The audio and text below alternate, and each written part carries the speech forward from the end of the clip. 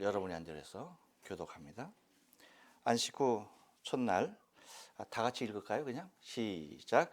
안식 후 첫날 이른 아침 아직 어두울 때에 막달라 마리아가 무덤에 와서 돌이 무덤에서 옮겨간 것을 보고 시몬 베드로와 예수의 사랑하시던 그 다른 제자들에게 달려가서 말하되 사람이 주를 무덤에서 가져다가 어디 두었는지 우리가 알지 못하겠다 하니.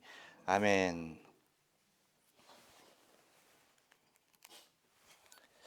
예, 오늘 요한복음 20장 1절로 2절에 있는 말씀을 가지고 예수님의 빈 무덤을 목격한 사람들이라는 제목으로 말씀을 전합니다. 우리 다 같이 한번 인사할게요.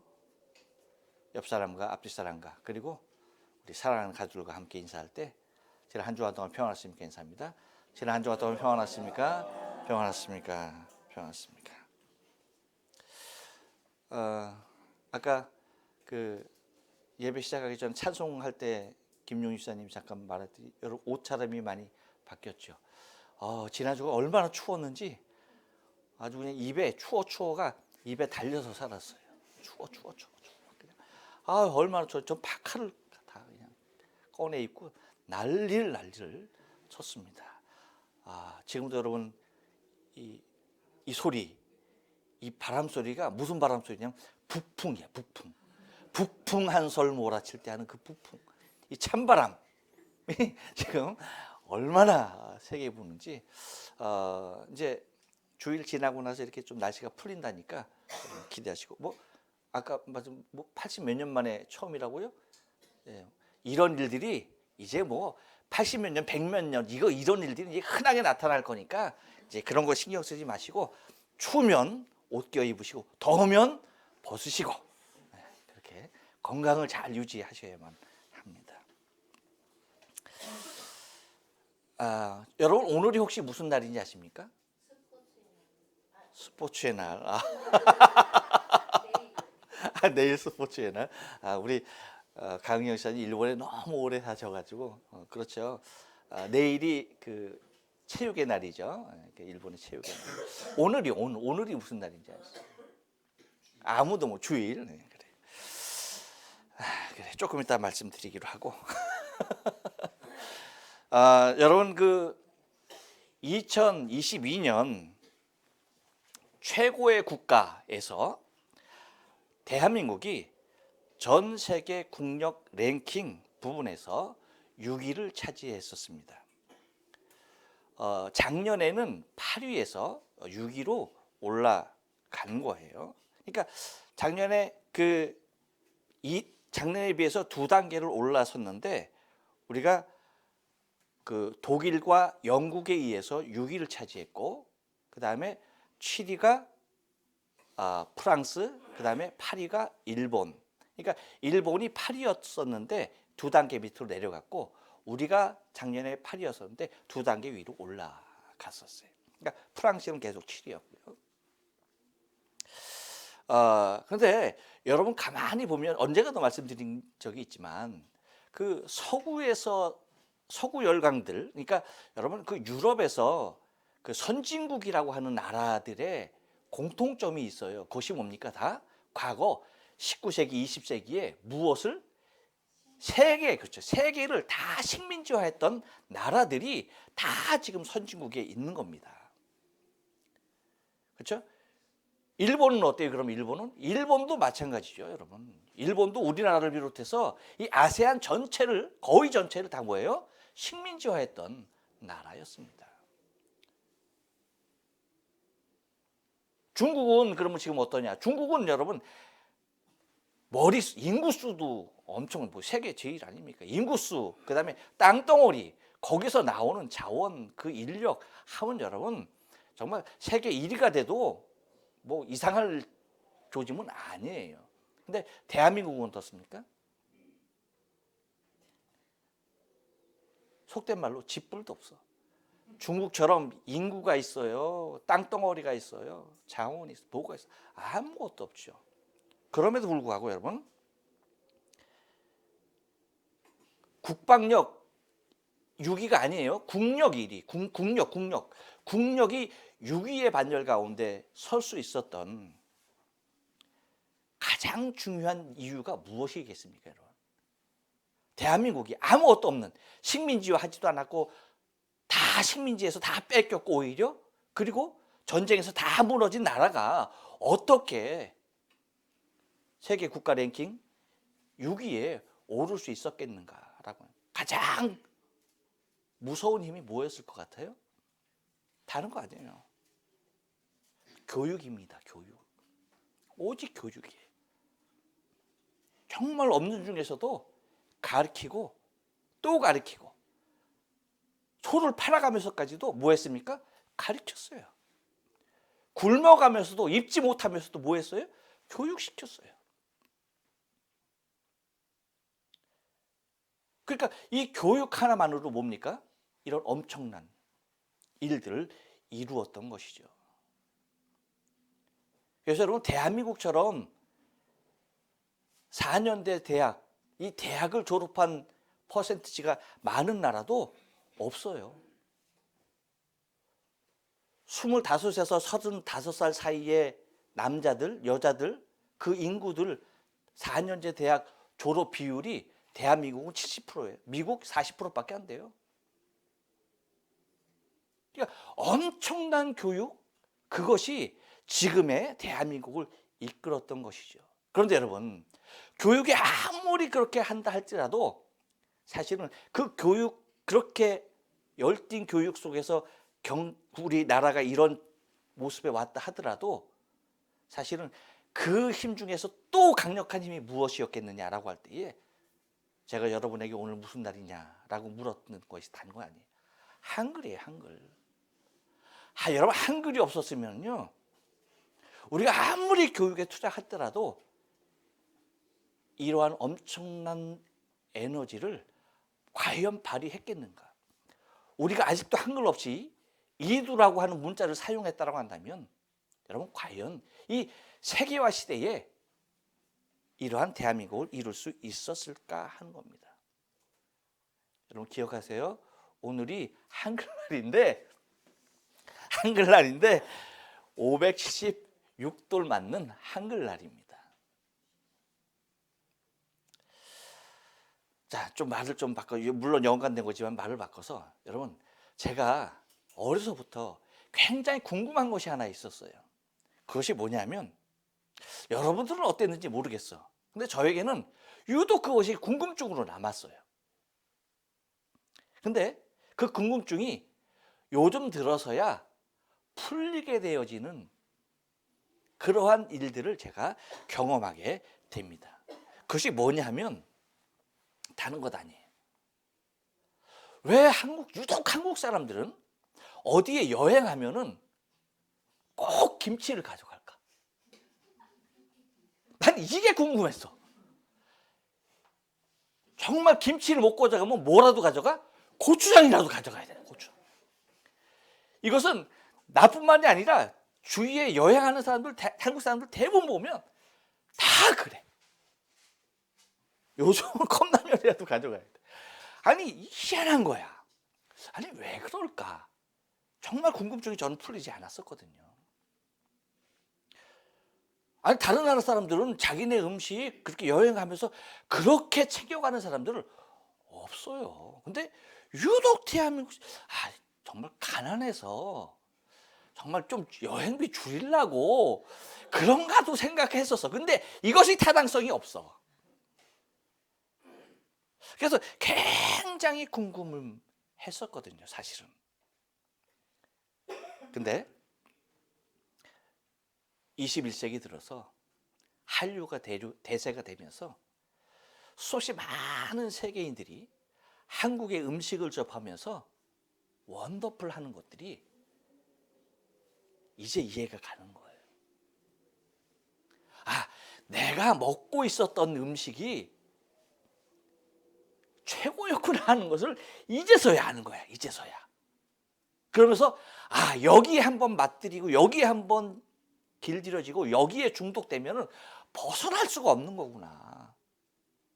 이 김치 맛에 한번 중독되고 이 매운맛에 한번 그냥 길들여지면은 정말 고추장이라도 가지고 나가야지 이거 없이는 절대 여행을 할 수 없는 거구나 하는 것을 새삼 느끼게 되더라는 거예요.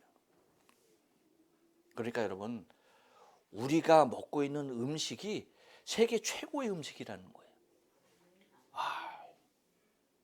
놀라운 일이죠. 근데 여러분, 우리의 음식 중에서 맨 마지막에 그 음식의 감칠맛을 더하고 향을 더하고 맛을 더하는 그 풍미를 이루게 하는 양념이 하나 있죠. 그것이 뭐냐, 맨 마지막에 치는 거 있죠. 뭐예요? 깨소금. 그렇죠. 깨소금과 참기름. 이게 음식 만드는 데서 맨 마지막에 이것을 뿌리고 이것을 첨가함으로 말미암아서 음식의 향과 맛을, 그 풍미를 굉장히 더하는 것이 참기름이에요. 그래서 여러분, 참기름이 한국에서는 굉장히 비싸요. 일본에서는 엄청 싸. 그래서 한국 갈 때마다 제가 어머니에게 선물하는 것이 뭐냐면 참기름 이따만한 대병 그거. 그래서 제가 나올 때가 되면은 제가 뭐 말씀하지 않아도 제가 사가는데 참기름 하나 얘기하시는 거야. 참기름 제가 항상 갈 때마다 전화했지. 참기름. 다른 거 못 사가도 뭘 사가? 참기름. 왜? 여기가 엄청 싸니까. 그걸 사가는데 참기름이 여러분, 과거에 이게 막 그냥 그 풍기 현상이 일어날 때에 이 가짜 참기름들이 많이 나타났었어요. 여러분 혹시 기억하시는지 몰라. 그때 이 참기름을 그냥 참기름이라고 얘기하지 않았어. 순참기름, 진짜 참기름. 거기다가 아주까지 붙여서 아주 진짜 순참기름. 이렇게 말하지. 참기름에 대해서 이렇게 많은 수식어를 붙여야만이 이게 진짜 참기름이구나 하는 것을 느끼게 되는 때가 있었어요. 다시 말하면 참기름이 뭐라고요? 이름이 뭐라고? 아주 진짜 순참기름. 옆 사람 얘기해. 아주 진짜 순참기름. 이렇게 해야지 이게 참기름이 이게 믿을만한 거였지. 그냥 참기름 하면 이건 완전히 가짜같이 느껴졌을 때가 있어요. 그래서 아주 진짜 순참기름. 기름 중에서도 참기름이 참기름인데 그걸로만도 안 되는 거야. 그렇죠? 그렇게 많은 수식어를 붙였던 것을 기억을 합니다. 그런데 여러분, 오늘 본문에도 보면 예수님의 부활하신 빈 무덤을 목격하게 되는 그 과정에서도 이와 같은 표현을 하고 있다는 거예요. 아주 진짜 순참기름과 같이 이렇게 표현한 것을 보게 되는데, 그것이 예수님께서 부활하신 빈 무덤을 목격하게 되는 때를 알리는 것을 보게 됩니다. 여러분, 1절 말씀 천천히 한 번만 더 읽어볼게요. 시작. 안식 후 첫날 이른 아침 아직 어두울 때에 라고. 그때 한때를 얘기하기 위하여서, 얘기하기 위해서 여러분 어떻게 수식하고 있어요? 안식 후, 그것도 첫날, 또 뭐예요? 아침도 어떤 아침? 이른 아침이었고, 어두울 때도 어떤? 아직 어두울 때. 비슷하죠. 아주 진짜 순참기름하고 비슷하죠. 그렇죠? 그러니까 안식 후 첫날인데, 날 중에서도 안식 후 첫날인데, 그것도 뭐예요? 아침인데 어떤 아침? 이른 아침이었고, 어두울 때인데 그것도 뭐예요? 아직 어두울 때다 라고 하면서 이 한때를 말하기 위하여서 요한은 엄청난 수식어를 갖다 붙이고 있는 것을 바라보게 된다는 거예요.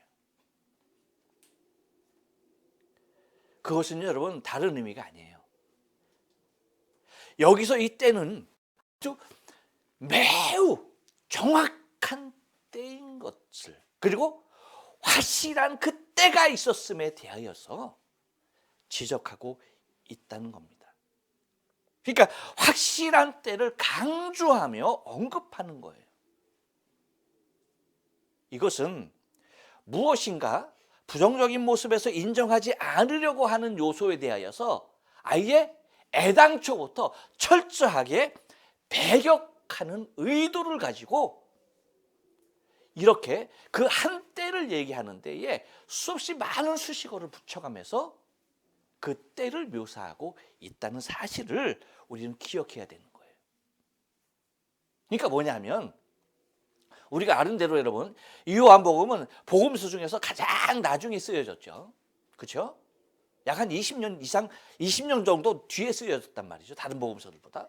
그렇다고 한다면 그 복음서들이 있었음에도 불구하고 얼마나 이 예수님의 부활에 대하여서 부정적인 사고와 부정하고 그것을 거짓으로 만든 이야기들이 팽배하게 퍼져 있었는가에 대한 모습을 요한은 이렇게 엄청난 수식어를 갖다 붙이면서 확실하게 이야기하고 있는 것입니다. 그러니까 여러 부정적인 개념 사람들이 들으면 에이 설마 그렇겠지 어떻게 사람이 죽었다가 살아나 하는 그러한 부정적인 요소가 가미될 수 있는 단 1%의 모습도 허락하지 않는 거죠.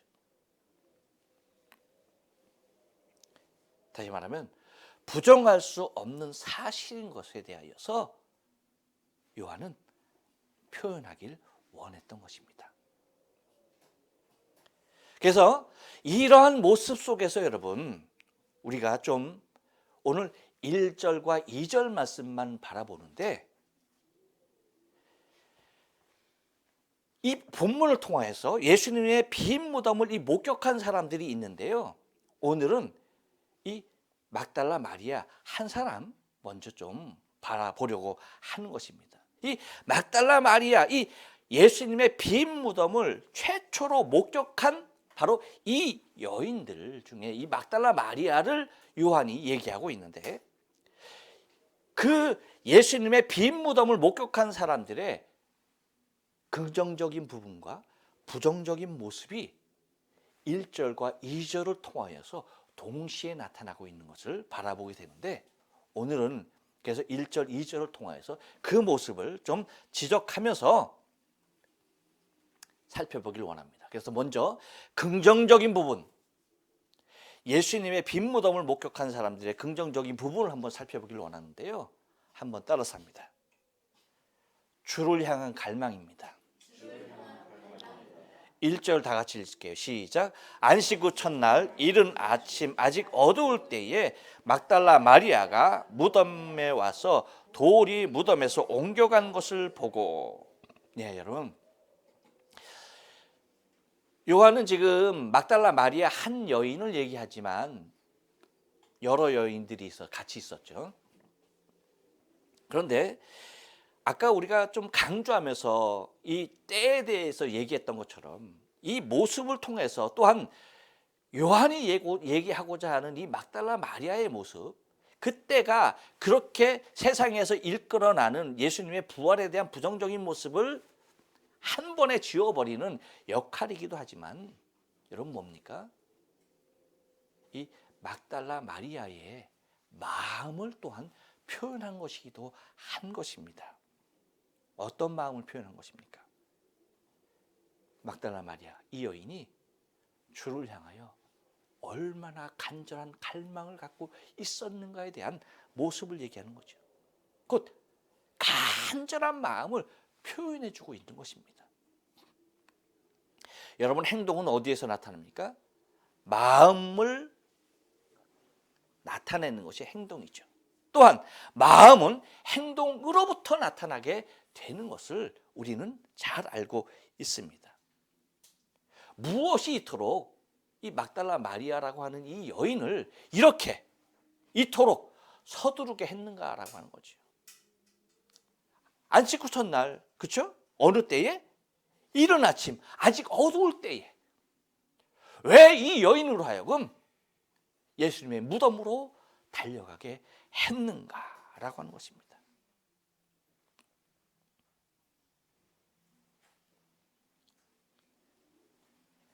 이 여인들 중에서 특별히 얘기하고 있는 이 막달라 마리아의 모습.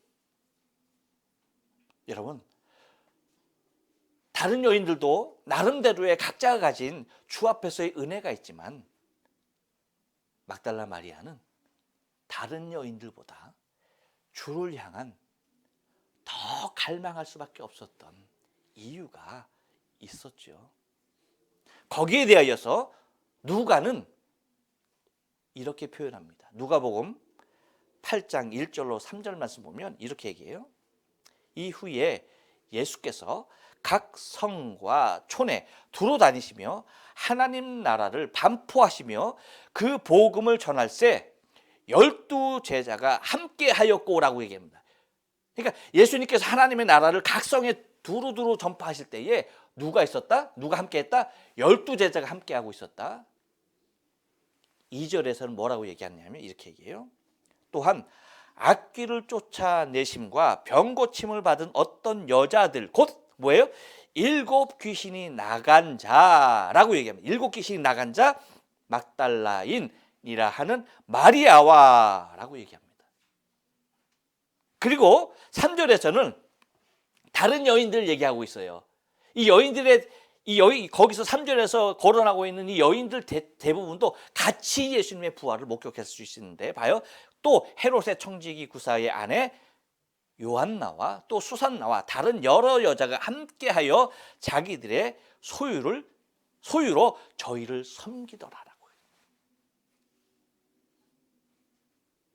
그러니까 막달라 마리아는 다른 여인들과 함께 자신의 모든 소유로 예수님의 사역을 섬겼는데 누가는 이 막달라 마리아를 특별한 모습으로 그 예수님께서 과거 그 여인에게 치유하셨던 그 모습들을 얘기해 주는 것을 바라보게 됩니다. 그러니까 이 모습으로 우리가 보더라도 막달라 마리아가 그 주를 향한 마음은 이루 말할 수가 없는 거죠. 그녀의 주를 향한 마음이 얼마나 컸으면 여러분 한번 생각해 보세요. 예수님께서 부활하셨잖아요. 이미 부활하셨잖아. 근데 본문의 지금 상태에서는 그 누구도 부활하신 주님을 보지 못했어요. 근데 부활하신 주님을 가장 먼저 목격하는 사람이 누구예요? 누굽니까? 다른 사람 아니에요. 마가복음 16장 9절에서 이렇게 얘기합니다. 예수께서 안식 후 첫날 이른 아침에 살아나신 후 전에 7 귀신을 쫓아내어 주신 막달라 마리아에게 먼저 보이시고, 부활하신 주님이 가장 먼저 누구에게 나타났다? 막달라 마리아. 베드로였습니까? 아닙니다. 요한이었습니까? 아닙니다. 다른 12 제자 중에 하나입니까? 아니에요. 예수님의 어머니 마리아입니까? 아니에요. 요한나와 수산나입니까? 아니에요. 누구예요? 막달라 마리아예요. 이것은 주님도 아시는 거야. 주님도. 당신을 향한 이 막달라 마리아 이 여인의 마음이 어떠했는지 너무나 잘 아시는 거예요.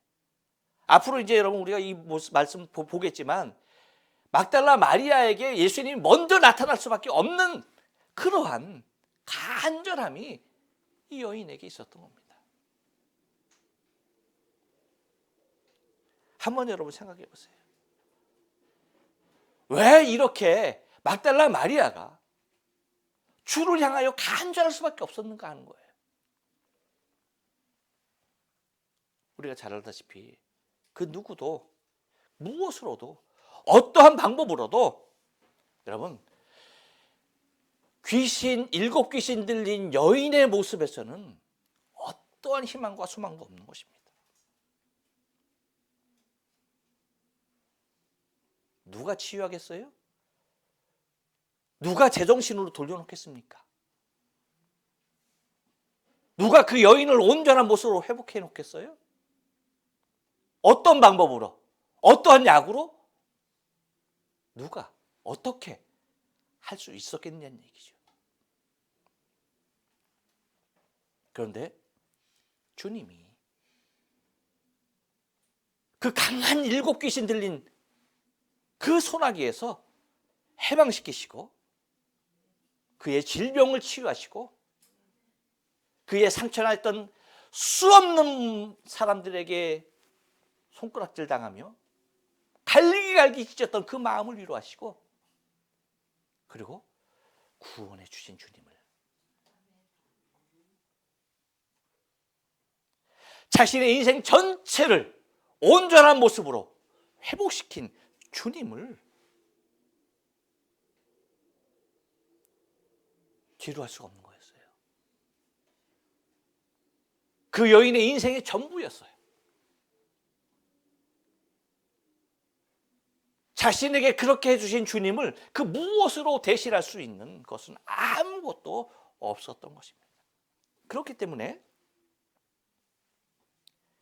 이 주님을 위한 일이라고 한다면 그녀는 누가가 얘기했던 것처럼 자기의 모든 것으로 예수님을 섬겼던 그런 여러분 재정적인 것뿐만 아니라 자신의 생명까지도 아까울 것이 없는,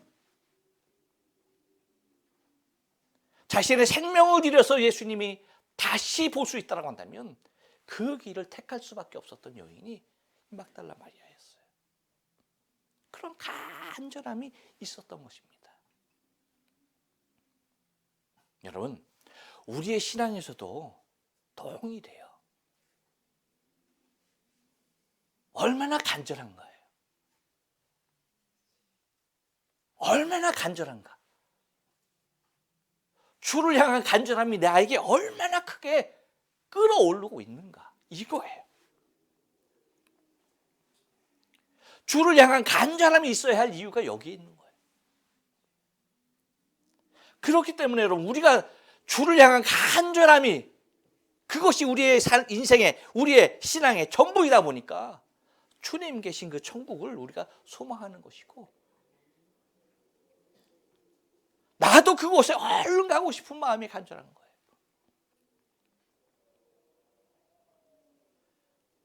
바라긴 저와 여러분의 신앙의 삶 가운데 주를 향한 이 막달라 마리아와 같은 간절함이 있기를 원해요.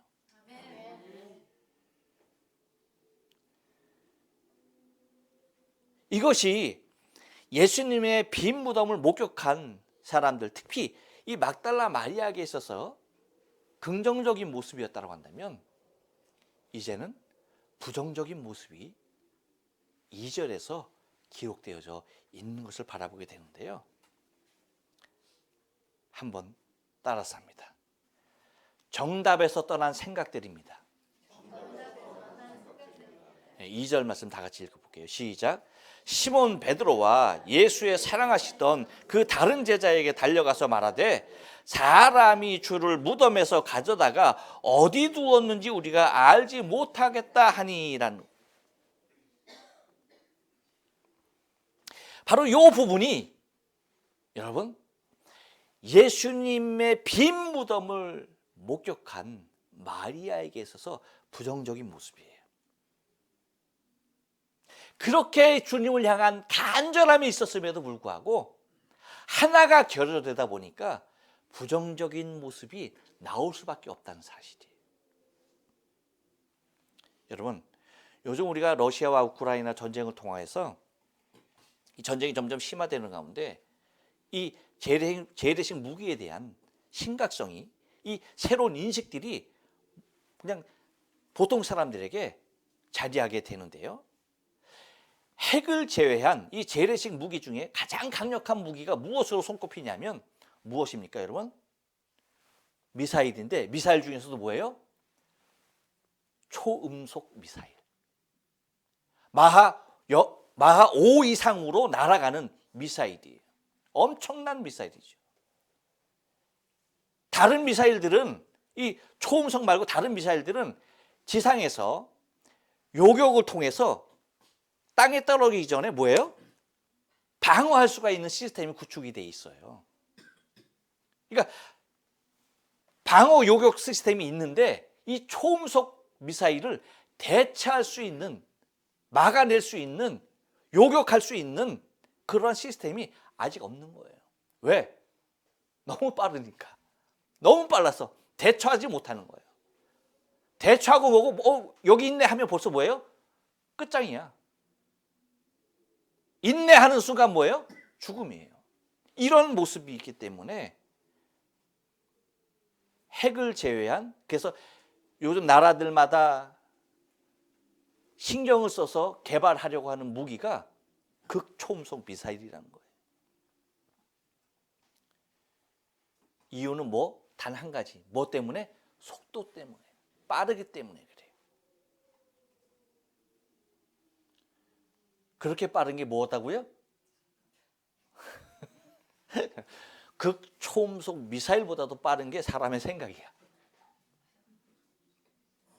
아셨어요? 극초음속 미사일이 아무리 빠르도 마하 9로 날아가더라 할지라도 사람의 생각만큼은, 사람 생각 따라오려면 멀었어. 사람의 생각이 얼마나 빠르냐면, 과거에 여러분 제가 여러분 알죠? 구봉소 장로. 구봉소 장로 보면 이게 다리를 이렇게 절었잖아. 그 절게 되어지는 배경에 대해서 그분이 간증을 했었어요. 옛날에 구봉소라고 얘기해야지 여러분 알지. 다른 사람 요즘 얘기하면 모르죠. 요즘 사람 얘기하면. 구봉소 장로가 간증을 하는데 그러는 거예요. 공연하다가 무대에서 떨어졌어. 떨어지게 되는 거야. 그래서 떨어져서 결과적으로는 다리를 저는데, 이 양반이 떨어지는 순간 생각을 한 거야. 어떤 생각? 왼쪽으로 떨어질까? 오른쪽으로 떨어질까? 두 다리 다 떨어질까? 이것저것 생각하다 보니까 두 다리 다 짚으면 두 다리 다 부러질 것 같더래. 그래서 한 다리만 짚었대. 그래서 그 다리를 절고 있는 거예요. 그러니까 여러분, 그 무대에서 떨어지는 그 순간 사람이 별의별 생각들이 뭐예요? 다 스쳐 지나가는 거예요. 찰나예요, 찰나. 순간이에요. 순간임에도 불구하고 여러분, 생각은 뭐예요? 영화 필름처럼 쫙 돌아가는 거죠. 사람의 생각이 그렇게 빨라요. 그래서 여러분, 지금도 여러분이 설교를 듣지만 별의별 생각들이 다 여러분의 뇌리에 막 스치고 지나가는 것들이, 생각이 얼마나 빠른지에 대해서 아셔야 돼. 근데 사람이 당황하거나 자신의 이성에 납득되지 않는 일을 당할 때에 생각들이 매우 긍정적이고 소망적인 모습으로 생기면은 할렐루야야. 근데 옆 사람에게 얘기해 줍니다. 절대 그렇지 않습니다. 그런 상황에서의 생각은 항상 부정적일 수밖에 없어요. 언제나 부정적이에요. 그리고 그것이 강하면 강할수록 망가지는 모습은 더 비참해지는 거예요. 봐, 여러분. 막달라 마리아가 1절에서 얘기한 대로 안식구 첫날 새벽, 이른 아침 새벽, 그것도 어두울 때에, 아직 어두울 때에 무덤으로 열심히 달려왔어. 그런데 뭐예요? 무덤에서 돌이 옮겨져 있고 뭐 하는 겁니까? 그 무덤 안에 예수님의 시신이 없는 거야. 이것을 보는 순간 막달라 마리아에게서 스치는 엄청난 생각들이 2절에서 고스란히 남아있는 거란 얘기예요. 얼마나 많은 생각들이 바삐 움직였을까요? 근데 사람은 생각으로 따라가잖아. 생각을 따라가게 돼 있잖아. 몸이라는 것은. 그래서 뭐예요, 여러분? 별의별 상황, 별의별 생각이 다 되는 가운데 그 생각을 쫓아가는데, 여러분, 정답이 없는 모습에서는 항상 오답을 쫓아가게 돼 있어요. 여러분, 시험 칠 때 여러 번 찍어봤죠? 야, 어쩜 찍으면 정답을 다 그렇게 피해가냐? 여러분들은 그래도 다 맞췄나 봐. 야, 나는 다 피해갔어. 어쩜 이렇게 찍는 것마다 다 다르냐? 그렇게 다를 수가 없어. 제가 얘기했죠? 여러분, 제가 대통령 선거 여러 번, 나이가 있다 보니까 뭐 4년에 한 번, 5년에 한 번, 뭐 옛날에 뭐 7년에 한 번, 그렇죠? 그렇게 할 때 대통령 선거 뭐 가서 직접 투표는 하지 않았어도 마음에서 원하는 사람이 있을 거 아니야. 그래 안 그래? 있죠. 여러분도 있죠. 나는 여태까지 내가 생각했던 사람 한 번도 된 적이 없어. 와, 어쩜 그렇게 잘 피해가냐? 와, 정말 희한해. 정말 여태까지 된 사람들 치고 당시 대선 주자들 내가 원했던 사람들은 단 한 사람도 된 사람이 없다니까. 와, 어쩜 그래? 그러니 학교에서 시험 볼 때 정답 여러분 찍는 거 얼마나 잘 피해 갔겠어. 얼마나 잘 피해 갔겠어. 우리의 생각이 한 번 잘못된 곳으로 빠지기 시작하면요, 걷잡을 수 없는 거예요. 이유는 뭡니까? 정답을 떠났기 때문에 그래요. 정답을 떠났기 때문에 우리의 생각은 끊임없이 잘못된 생각으로 잘못된 선택을 하게 된다는 사실을 잊지 말아야 돼요. 여러분, 정답은 무엇입니까? 정답은 이제 앞으로 볼 9절 말씀이에요. 9절 말씀. 오늘 읽진 않았지만 9절 말씀 다 같이 한번 읽어볼게요. 시작.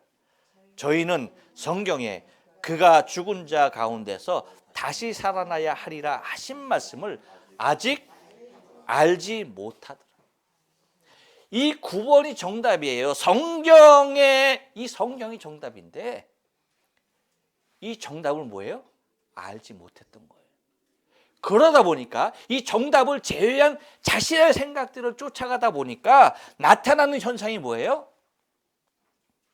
막달라 마리아, 처음 생각나는 오답이 잘못된 생각이 뭡니까? 그러니까 이 성경을 제외한 막달라 마리아의 생각은 세 가지의 모습인데 공통적으로 다 뭐예요?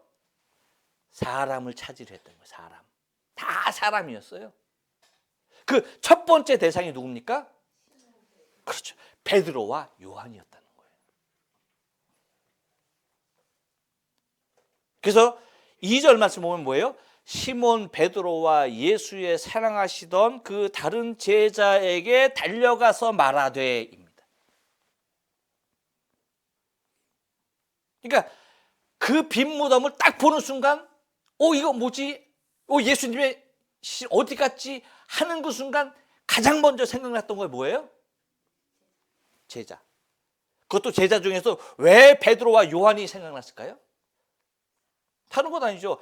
베드로는 수제자였고 요한은 뭐예요? 예수님이 가장 사랑하는 제자였기 때문에. 나는 지금 몰라도 그들은 무엇인가 알고 있겠지라고 하는 생각에 사로잡힙니다. 그래서 단숨에 어디로 뛰어가는 겁니까? 베드로와 요한에게 뛰어가는 것이었습니다.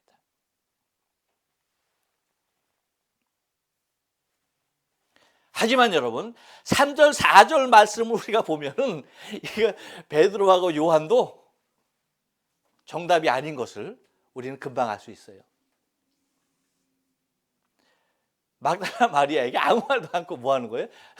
아주 요한이 재밌게 표현하는데 무덤으로 손살같이 튀는 겁니다. 쫓아가 보는 거예요. 그러니까 아는 거예요, 모르는 거예요? 알 수가 없는 거죠. 모르는 거죠. 또 하나, 그렇기 때문에 여러분 우리가 기억해야 할 것이 정답을 우리가 성경에서 찾지 아니하고 이 사람은 알겠지, 이거 안 된다는 거예요. 안 된다는 거예요. 우리가 아무리 신뢰할 만한 사람이고 주님이 아무리 사랑하는 사람이라 할지라도 사람은 정답이 아니라는 사실을 기억해야 합니다. 그리고 두 번째는 뭐예요? 어떤 사람이에요. 어떤 사람. 그 다음에 봐요. 사람이 주를 무덤에서 가져다가 어디 두었는지라고 얘기하는 거예요. 사람이. 그러니까 어떤 사람인지 모르는 거예요. 어떤 사람이 주를 무덤에서 가져 두었는지 모르겠다는 거죠. 어떤 사람입니다.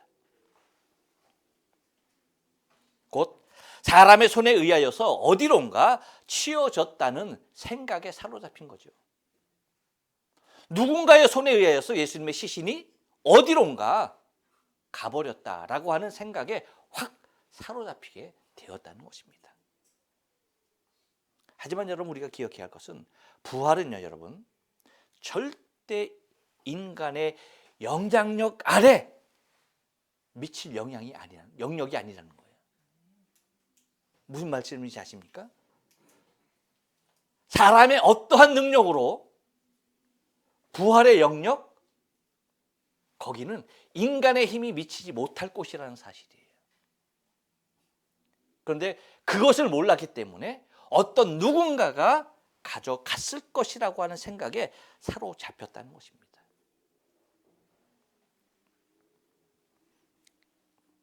또 하나는 뭡니까? 여인들입니다.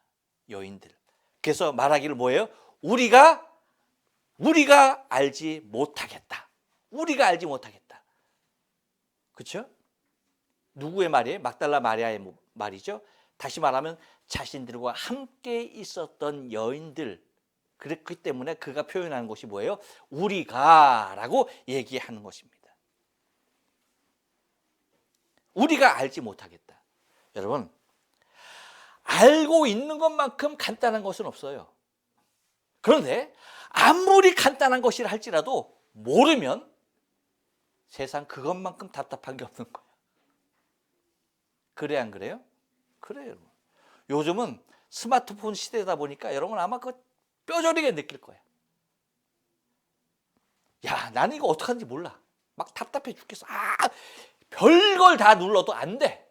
근데 뭐예요? 아는 사람이 와서 하나 딱 하니까 허망하지. 이것으로 내가 며칠 밤낮을 내가 고생하고 생고생하고 마음을 답답해 미쳤는데 뭐예요? 그 사람은 그냥 하나 딱 하니까 되는 거야. 허무하지, 허무해. 똑같아요, 여러분. 알면 간단한 것인데 모르면 그것만큼 답답한 것이 없는 거예요. 근데 막달라 마리아의 말에 의하면 우리가 알지 못하겠다입니다. 마지막까지 뭐예요? 그 예수님의 부활에 대하여서 마지막까지 붙잡고 있는 것이 뭐예요? 사람이었다는 거예요. 여러분, 예수님의 부활뿐만 아니라 인간의 모든 문제는 사람에게서 찾을 수 있는 것이 아니에요. 정답은 사람에게 있는 것이 아닙니다. 어떠한 누구, 특별한 사람에게 있는 것이 절대 아니에요. 정답은 어디에 있다? 성경에 있다. 할렐루야. 정답은 언제나 성경에 있는 것입니다. 오직 성령만이 정답이에요. 말씀만이 정답이에요. 그렇기 때문에 말씀만이 생명이고 말씀만이 진리고 말씀만이 길인 것이 다른 어떤 것으로도 정답을 대신할 수 없는 거예요. 근데 여러분, 사탄은요, 우리의 생각 가운데 와서 성경이 아닌 다른 무엇인가로 정답인 양 우리에게 끊임없이 제시하는 거예요. 막달라 마리아에게 베드로, 요한은 알고 있겠지? 다른 어떤 사람은 알고 있겠지? 우리는 하면서 뭐예요? 끊임없이 사람 그 누군가가 해결할 것처럼 바라보고 있다는 것입니다. 그렇지만 여러분, 그것이 아니에요. 절대 그것이 정답이 아니에요. 오직 말씀이어야 돼요. 진리, 성경, 이것만이 여러분 유일한 정답인 것을 잊지 말아야 돼요. 우리의 인생 다른 것 없어요. 정답은 항상 어디에 있어요? 말씀에 있는 거예요. 진리에 있습니다. 여기에서 항상 정답이 우리를 기다리고 있음을 우리가 잊지 말아야 돼요. 그렇기 때문에 우리가 말씀에 대하여서 소홀하면 절대 안 되는 것이 항상 뭐예요? 진리를 추구하고 말씀 가운데 있어야 하는 것이 우리의 삶의 모습입니다. 기도합니다.